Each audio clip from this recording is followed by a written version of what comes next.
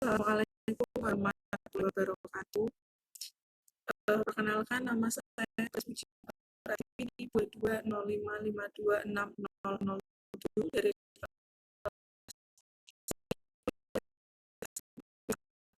sini. Saya akan menjelaskan mengenai langkah audit atau audit manajemen. Audit manajemen biasa disebut juga dengan audit pendahuluan.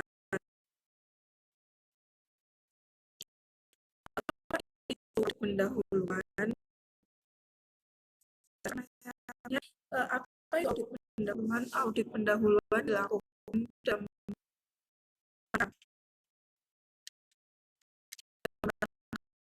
audit lebih dalam. Audit ini lebih tekankan informasi latar belakang tentang objek audit.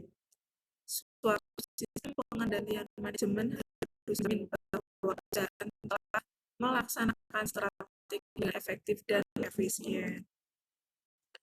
Oke, selanjutnya ada terhadap objek audit. Dalam pemahaman terhadap objek audit, auditor harus mendapatkan informasi tentang sumber daya kapasitas aktivitas yang dimiliki objek audit dalam melakukan kegiatan.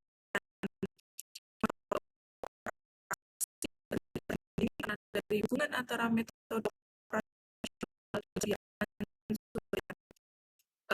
auditor akan mendapatkan informasi awal apakah suatu kegiatan telah dilaksanakan dengan ekonomi, efektif dalam mencapai tujuannya.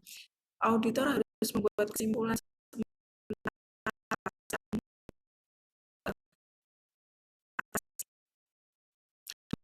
dari audit.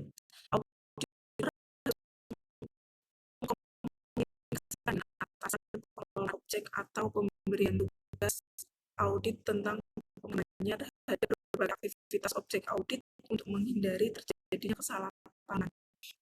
Auditor juga harus mendapatkan tanggapan tentang kesimpulan umum yang telah diajukannya. Oke, selanjutnya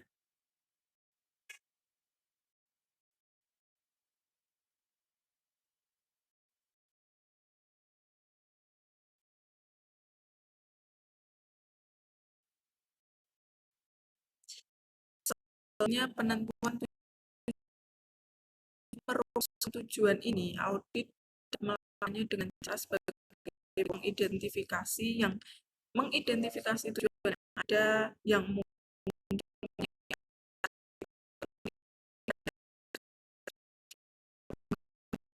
sebelumnya membahas dengan pemberian tugas dan pengelolaan objek audit.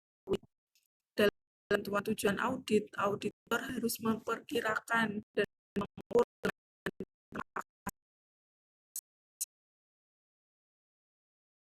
sumber daya untuk melakukan dia cukup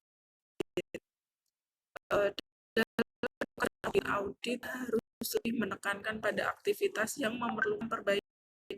Penentuan tujuan audit harus memperhitungkan berbagai risiko yang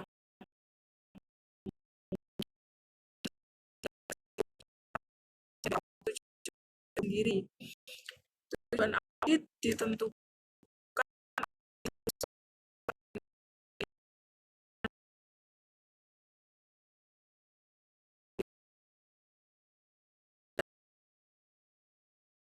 telah ditentukan secara garis besar. Lingkup terdiri dari 1. Bidang audit keuangan, 2. perusahaan, 3. ekonomisasi, 4. efisiensi.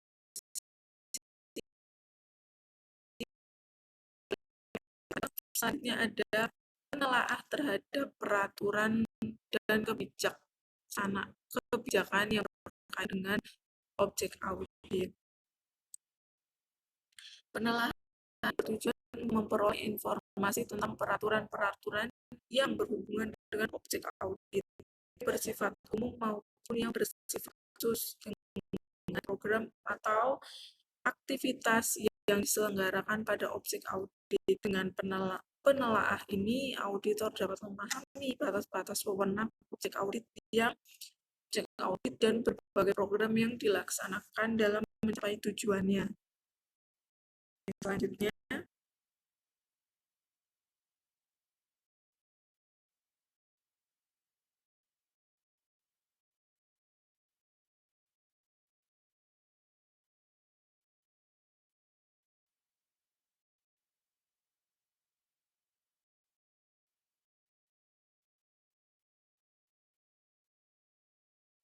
dengan kriteria awal dalam audit. Audit harus yakin bahwa kriteria yang digunakan sudah tepat dalam menilai ekonomisasi, efisiensi, dan efektivitas berbagai program aktivitas di dalam perusahaan. Faktor yang mempengaruhi kriteria yang akan digunakan dalam audit, yang pertama ada tujuan dari kegiatan audit itu.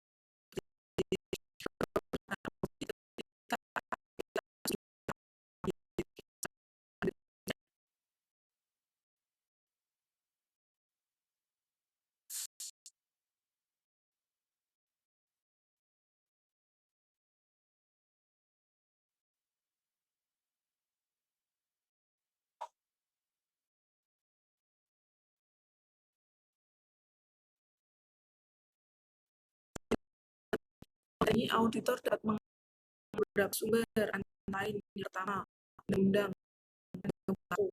kedua kebiasaan yang dipandang atau standar yang sudah mendapat pengakuan digunakan pada audit. Yang kelima, pengalaman auditor, tugas audit sebelumnya.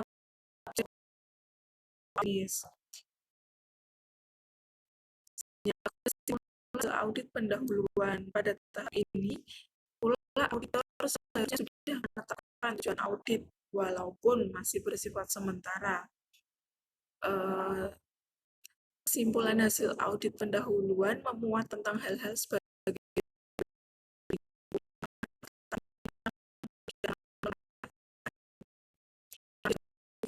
tahap selanjutnya.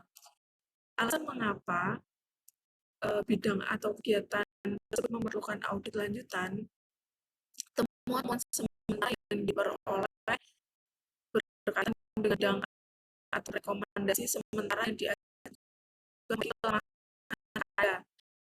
tindak perbaikan yang sudah dilakukan objek audit berdasarkan rekomendasi sementara yang diberikan audit sebelumnya. Bukti yang diperlukan pada audit selanjutnya berkaitan dengan tujuan audit.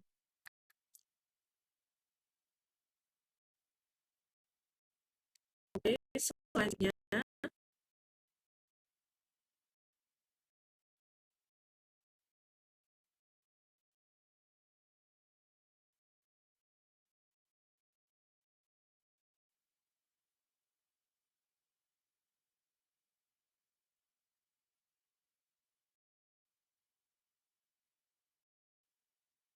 yang selanjutnya adalah review terhadap pengendalian. Pengendalian manajemen digunakan untuk informasi, mengevaluasi, serta berbagai tindakan manajemen dan pengendalian.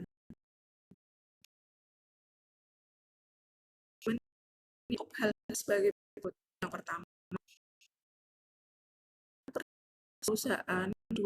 perusahaan yang digunakan untuk tujuan. Ketiga, kualitas dan kuantitas SDM yang sesuai dengan tanggung jawab yang dipikul. Dan ada pemisahan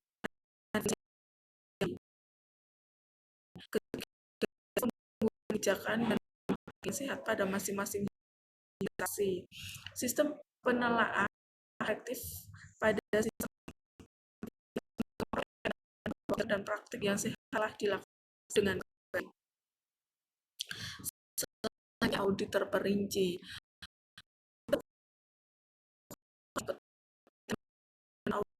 Dilakukan pada tahap ini dilakukan pengembangan mencari keterkaitan antara satu temuan dengan temuan yang lain. Dalam menguji permasalahan yang berkaitan dengan tujuan mengumpulkan bukti adalah aktual dan nilai kriteria performa yang sebelumnya diidentifikasi.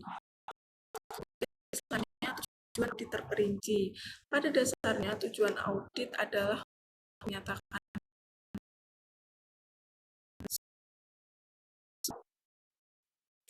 posisi serta harus sesuai dengan akutan yang berlaku umum. Auditor perlu menghimpun bukti kompeten yang untuk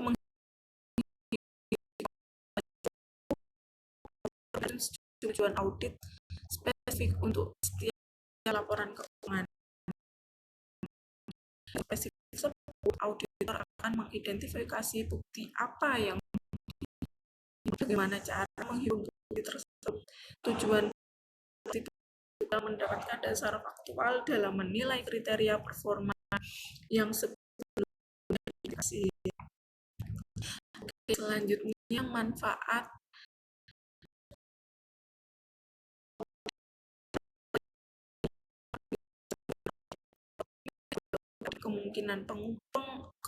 kemungkinan pekerjaan lapangan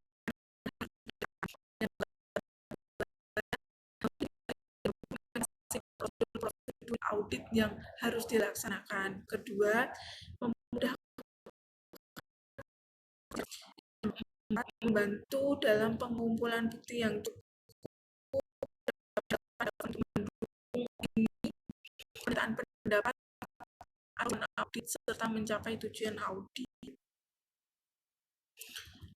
Oke, selanjutnya prosedur audit terperinci. Pada tahap ini, auditor melakukan pengumpulan bukti yang cukup kompeten untuk mendukung tujuan audit yang telah dilakukan. Pada tahap ini juga dilakukan pengembangan untuk mencari keterkaitan antara satu temuan dengan temuan yang lain dalam menguji permasalahan yang berkaitan dengan tujuan audit. Temuan yang cukup relevan kompeten dalam tahap ini disajikan dalam suatu kertas audit yang disebut AA untuk mendukung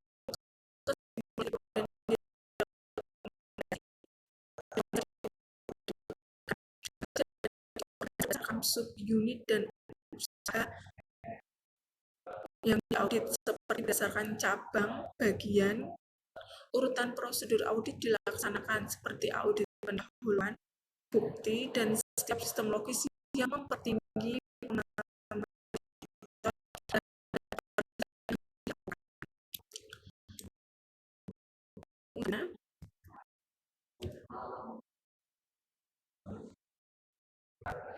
apa sih yang dimaksudkan kerja audit? Yang disiapkan untuk oleh auditor sebagai bagian dari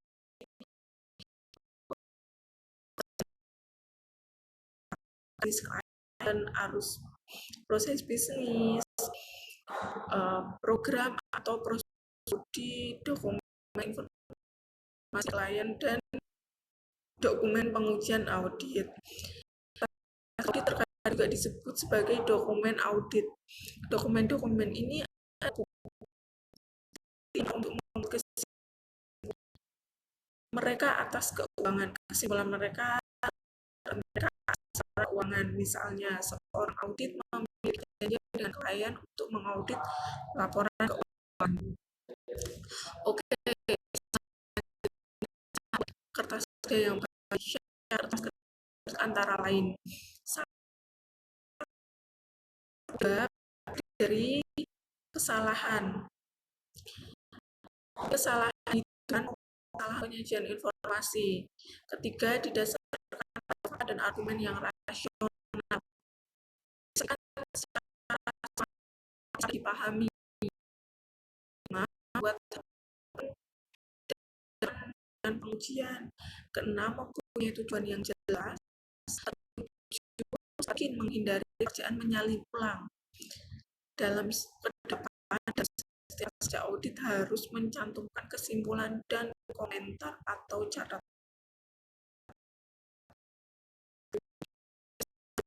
yang baik. Untuk memenuhi tujuan ini ada 5 cara atau 5 faktor membuat kertas kerja yang baik dan harus diperhatikan. Yang pertama, syarat pertama kertas kerja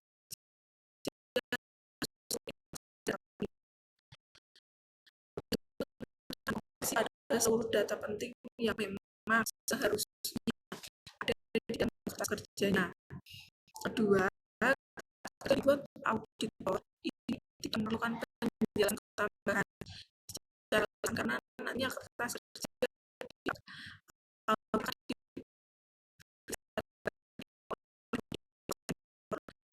tidak diperiksa ini yang menjadi alasan kertas kerja audit berisi informasi yang lengkap. Kedua, ada teliti. Ketika auditor menjadi tuntutan yang penting, terutama dalam penulisan dan perhitungannya. Jangan sampai terjadi kesalahan tulisan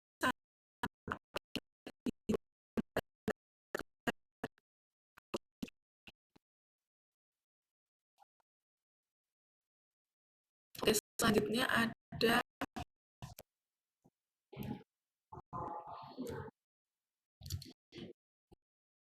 ringkasan. Meskipun dituntut untuk berisi informasi yang dan teliti diharapkan tidak pula meringkas isi dari kertas kerja audit. Hal ini membantu para pemeriksa selanjutnya memahami inti dari hasil audit yang dilakukan oleh auditor. Informasi penting pokok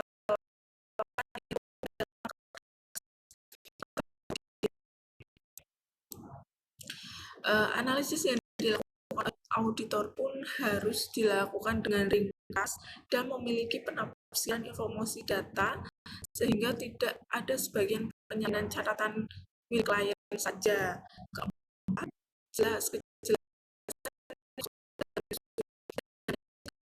berbagai pihak nantinya akan dalam kertas kerja audit tersebut harus menjadi perhatian penting bagi para auditor. Penyajian istilah yang dapat menimbulkan multi tafsir sebagainya dihindari. Selain itu, penyajian informasi data secara sistematis pun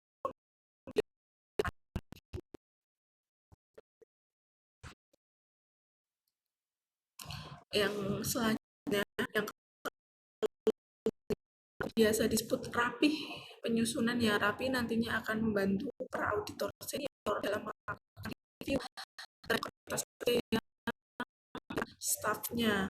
Selain itu, dengan kerapian dengan mudah memperoleh informasi dari kertas kerja audit tersebut.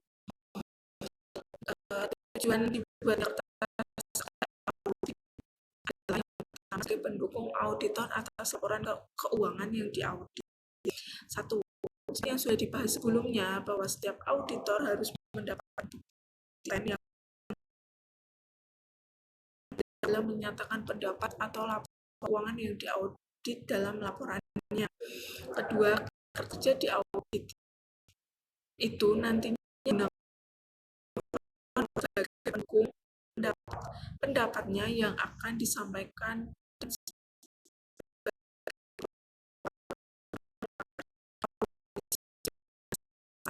Kedua, memperkuat kesimpulan auditor dan kompetensi auditor. Apabila suatu saat ditemukan adanya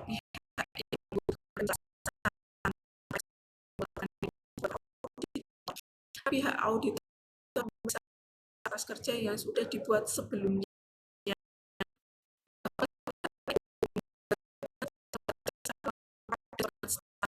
Syarat yang sangat penting agar dapat membuktikan bahwa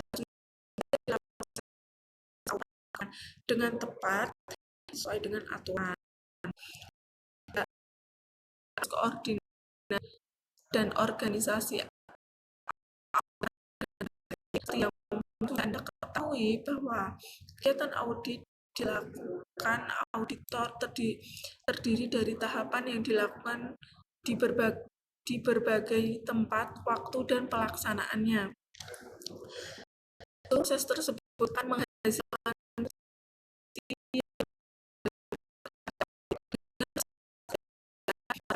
pengordinasian dan pengorganisasian di setiap tahapannya sudah dilakukan dengan tepat.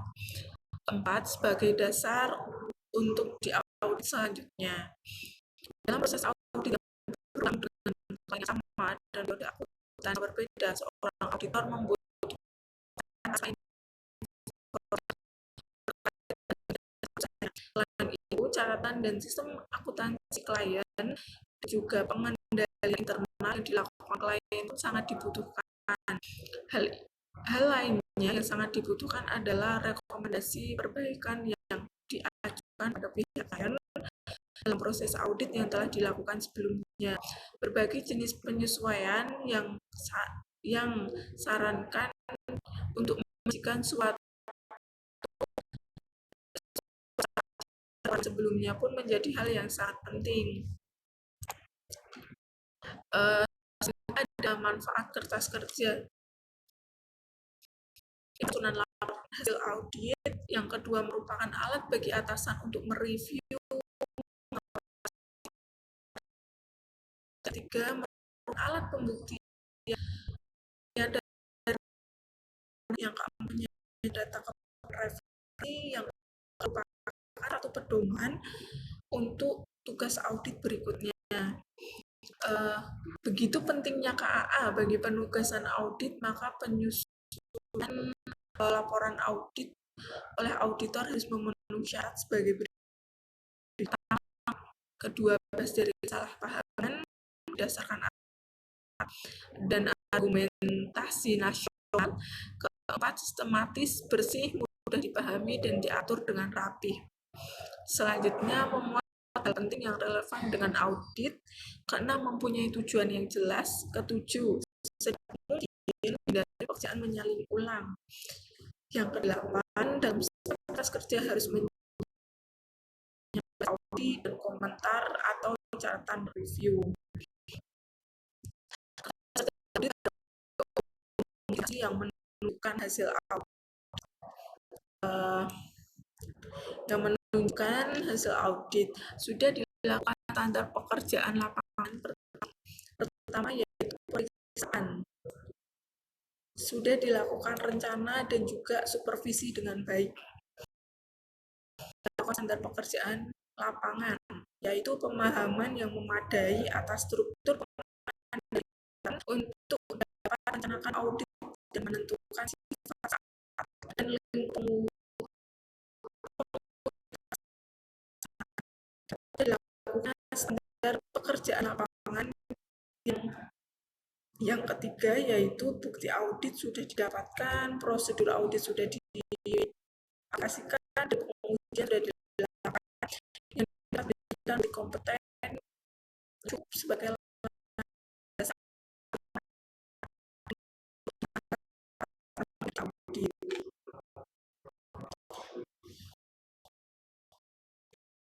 Selanjutnya,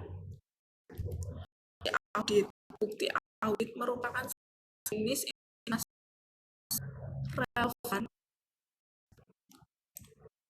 relevan yang nanti akan digunakan oleh akuntan publik atau konsultan hukum atau auditor sebagai dasar mengeluarkan opini auditnya.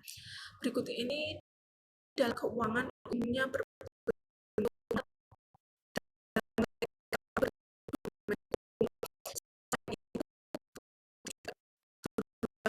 audit dan hasil wawancara yang dilakukan kepada pihak terkait. Selain itu, bisa juga berupa hasil observasi audit dan hasil wawancara yang dilakukan kepada pihak terkait. Seorang auditor pasti membutuhkan bukti audit. Ini sebagai dasar dalam mengeluarkan opini yang dapat dipercaya melalui inspeksi, pengamatan, meminta keterangan dari pihak terkait, dan melakukan konfirmasi atas laporan sebelumnya telah dikirimkan kepada auditor. Selanjutnya,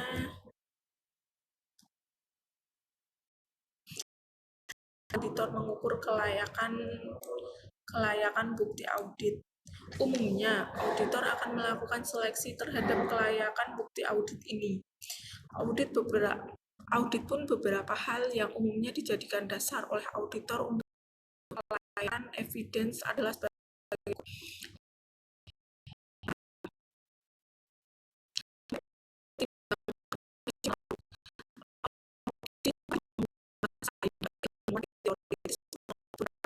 dalam praktik terhadap objek yang diaudit.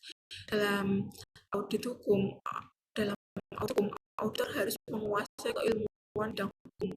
Demikian halnya dalam bidang audit keuangan. Auditor harus seorang akuntan publik.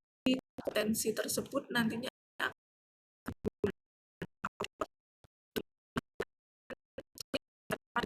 terhadap laporan keuangan atau dokumen hukum yang disediakan oleh perusahaan.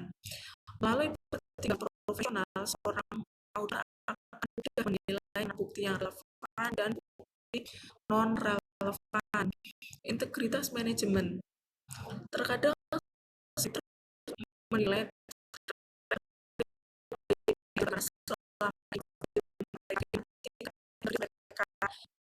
juga mengaruhi keyakinan audit diajukan.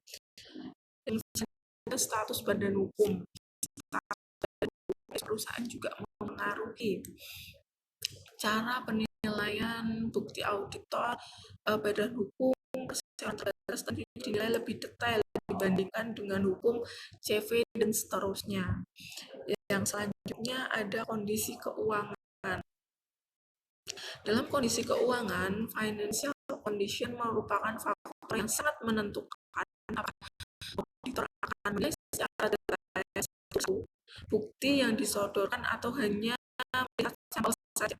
Semakin baik kondisi keuangan, yang tentunya bukti berbeda dengan ketika kondisi keuangan sedang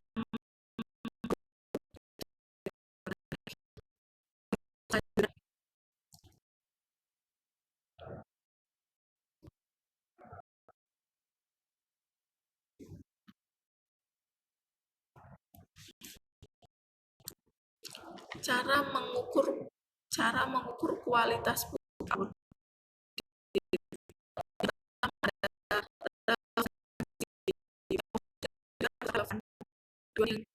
dengan tujuan dilaksanakannya audit. Misalnya, ketika yang diinginin audit dalam perusahaan adalah persediaan, maka bukti yang paling relevan adalah cara melihat langsung stok persediaan yang ada. Sumber perolehan bukti.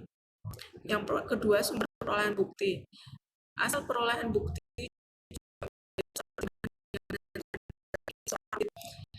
informasi yang diperoleh dari pihak lain yang independen akan semakin dipercaya. Kemudian, informasi yang bersalah dari manajemen internal yang sangat transparan dengan pengolahan yang baik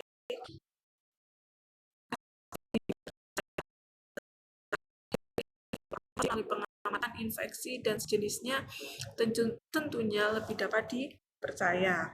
Ketiga, ketepatan waktu. Dalam audit keuangan, ketepatan waktu atau tanggal dari bukti audit sangat menentukan validasi.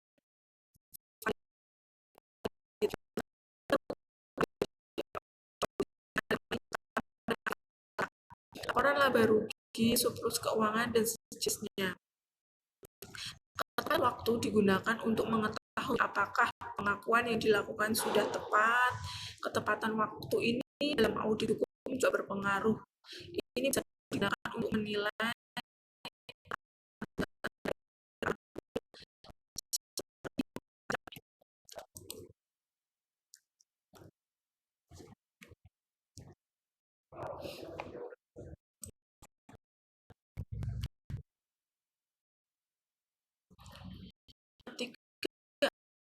aktivitas bukti yang sifat lebih bukti yang bersifat subjektif. Kenapa? Adalah bukti objektif atau bukti subjektif. siapa yang menandatangani bukti dan siapa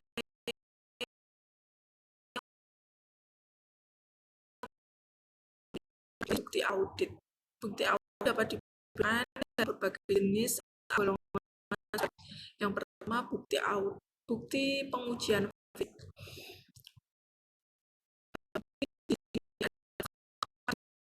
auditor dengan cara melihat secara langsung fisik dari aset perusahaan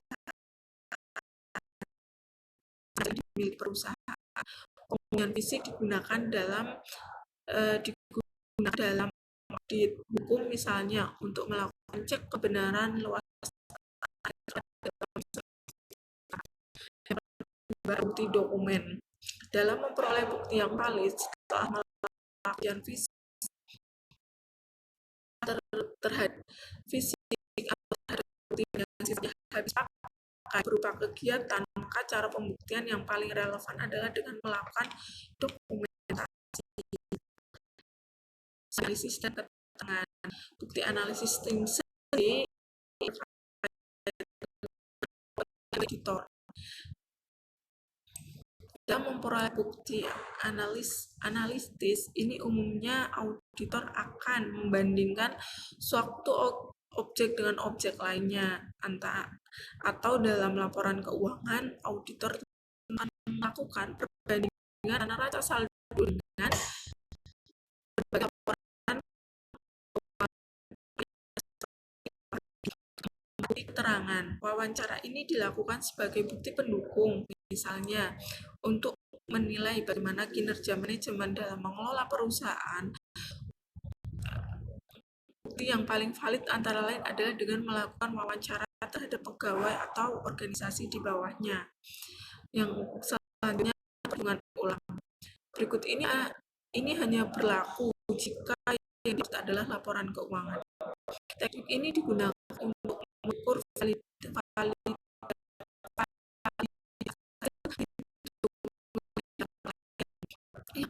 ada observasi. Meskipun hampir sama pengujian fisik, tapi prakteknya berbeda. Pengujian fisik lebih detail dan observasi, sebab dalam observasi ini hanya dilakukan pengamatan saja tanpa melakukan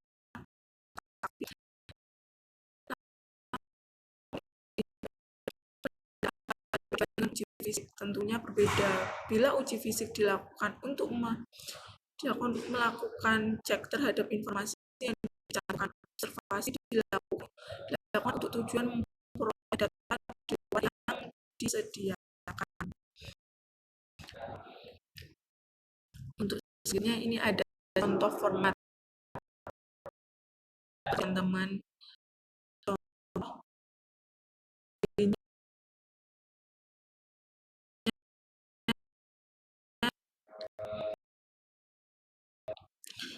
Oke, terdapat nama audit, sasaran audit, periodenya, tanggal disusun, siapa, tanggal direview oleh siapa. Oke, selanjutnya ada pelaporan. Tahapan ini bertujuan untuk mengkomunikasikan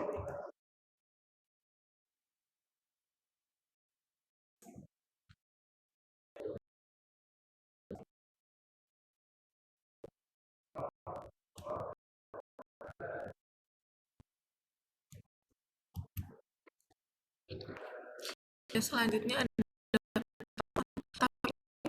mengkomunikasikan hasil audit termasuk rekomendasi yang diberikan yang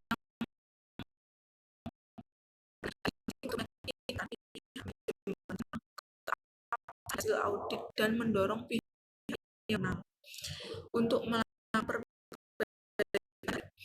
perbaikan terhadap berbagai kelemahan yang dilakukan dalam bentuk komprehensif, menyajikan temuan-temuan hasil dan rekomendasi harus disajikan dalam bahasa operasional sudah ditindaklanjuti. Selanjutnya ada standar pelaporan audit ya teman-teman ya.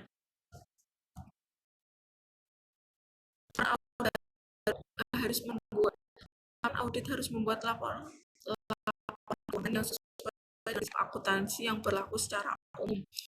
Laporan audit harus menunjukkan jika ada ketidakkonsistenan penerapan prinsip akuntansi dalam penyusunan laporan dengan periode sebelumnya. Yang selanjutnya, pengungkapan informasi laporan keuangan harus memadai, kecuali jika dinyatakan lain dari laporan audit.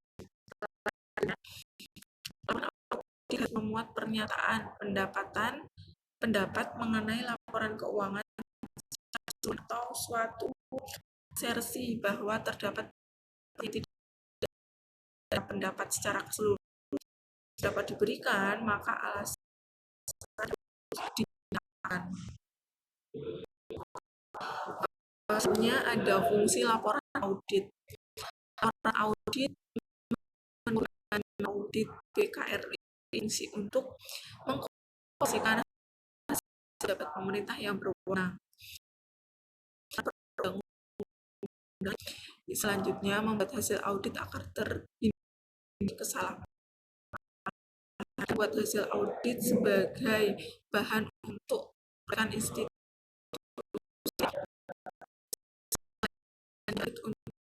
jika ada tindakan perbaikan yang perlu dilakukan terhadap selanjutnya ada jenis opini laporan audit. Yang pertama ada uni liquid opini. Uni qualified opini amat wajar terhadap pengecualian juga dengan opini bersih. Yang kedua ada liquid opini. Alam kondisi catatan keuangan perusahaan tidak dibuat sesuai dengan standar, tidak ada yang terindikasi. Auditor akan mengeluarkan pendapat wajar dengan pengecualian qualitative opini. Adverse opini. Adverse opini adalah opini tidak wajar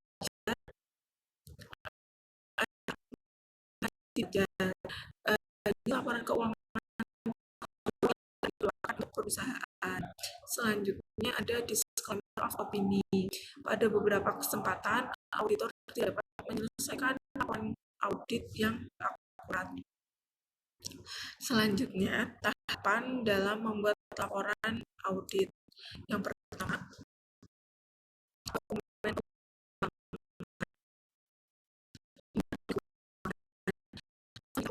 organisasi tentang memberitahu organisasi tentang audit yang akan datang. Auditor biasanya meminta dokumen yang tercantum pada daftar pemeriksaan pendahuluan. Dokumen-dokumen ini mungkin termasuk salinan audit sebelumnya,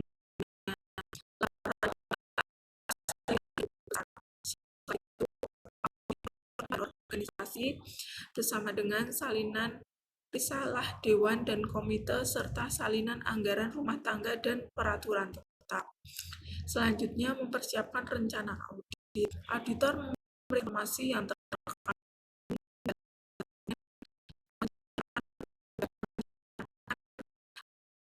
dilakukan. Lokal karya resiko dapat dilakukan untuk mengidentifikasi kemungkinan masalah. Rencana audit kemudian disusun.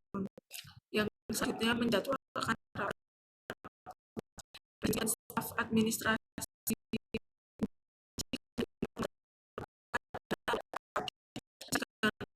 jangka waktu untuk audit ditentukan.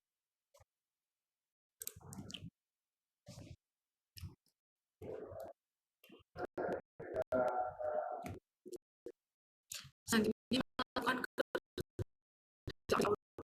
informasi yang dilakukan dari rapat terbuka dan menggunakannya untuk menyelesaikan rencana audit. Kerja lapangan kemudian dilakukan dengan berbicara kepada anggota staf dan meninjau prosedur dan proses. Selanjutnya laporan. Auditor menyiapkan laporan yang merinci temuan audit, termasuk dalam laporan tersebut adalah kesalahan matematika, masalah posting, pembayaran resmi,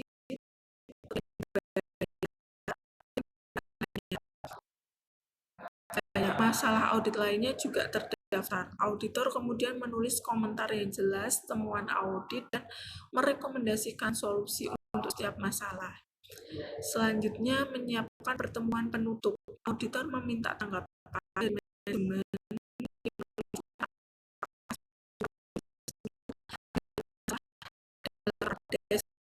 manajemen untuk mengatasi masalah dan tanggal penyelesaian yang diproyeksikan. Batasan laporan audit untuk dapat memberikan keyakinan yang memadai terhadap kewajaran atau laporan keuangan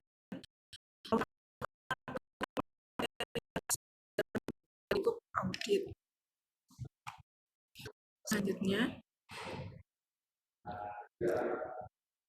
kertas kerja audit pada umumnya berisi yang menunjukkan satu, sudah dilakukannya persidangan, yaitu pemeriksaan sudah direncanakan dan sudah disupervisi dengan baik. Yang kedua, sudah dilakukannya standar pekerjaan lapangan, yaitu pemahaman yang memadai atas struktur pengendalian untuk dapat merencanakan audit. Teman-teman selanjutnya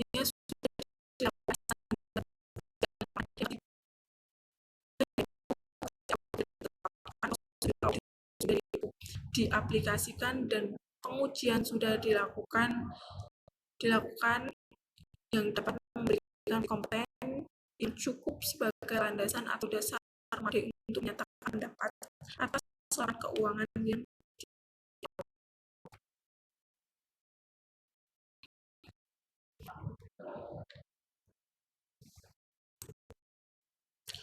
selanjutnya tindak lanjut bertujuan untuk melakukan tindak lanjut sesuai dengan rekomendasi yang diberikan. Auditor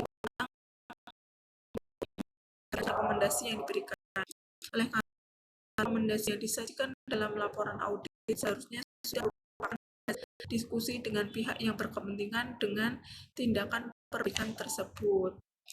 Yang selanjutnya, juga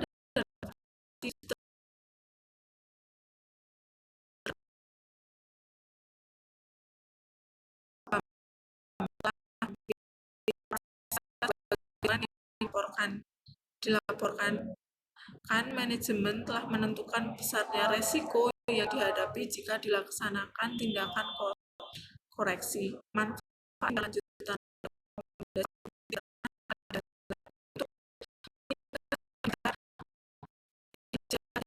kerja perusahaan. Bila mana terjadi ketidakhematan, ketidakefisienan, dan ketidakefektifan dalam melaksanakan kegiatan operasional dapat untuk diperbaiki.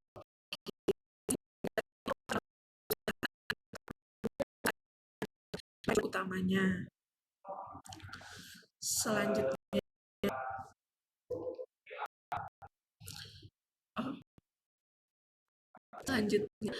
oke, terima kasih teman-teman.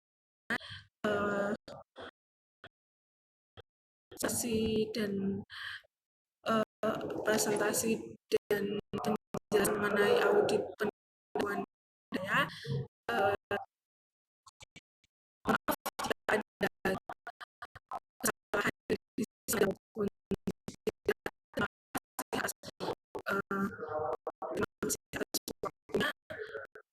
jika ada hal-hal yang mungkin bisa